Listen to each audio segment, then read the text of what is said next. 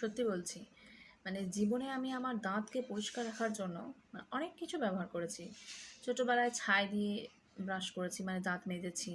তারপরে তো নুন আর সর্ষের তেল ছিলই। যখন পেস্ট ফুরিয়ে যেত, ভীষণই গরিব ঘরের মানুষ ছিলাম। তো পেস্ট ফুরিয়ে গেছে, ব্রাশটা তো করতে হবে। ধরো ছাইও নেই অ্যাট দ্যাট মোমেন্ট।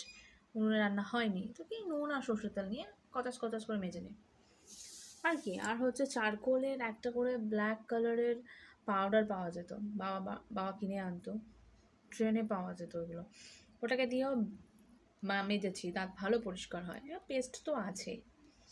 কিন্তু বাপের জন্মে আমি শুনিনি যে হিসু দিয়ে দাঁত পরিষ্কার করা যায়। This is my first time. মানে আমি কেন, আমার 14 গোষ্ঠীর কেউ কখনো শুনিনি, আমি এটুকু গ্যারান্টি দিয়ে বলতে পারি।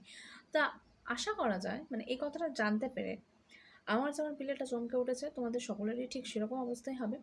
তো আমি নেক্সট যে ভিডিওটা আনতে চলেছি সেটা এই হিসু দিয়ে দাঁত পরিষ্কার করার ব্যাপার।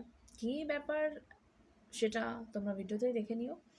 মোট কথা এটুকুনি বলতে পারি যে হিসু দিয়ে দাঁত পরিষ্কারও করা যায়, এবং সেটা অবশ্যই মানুষের হিসু হতে হবে।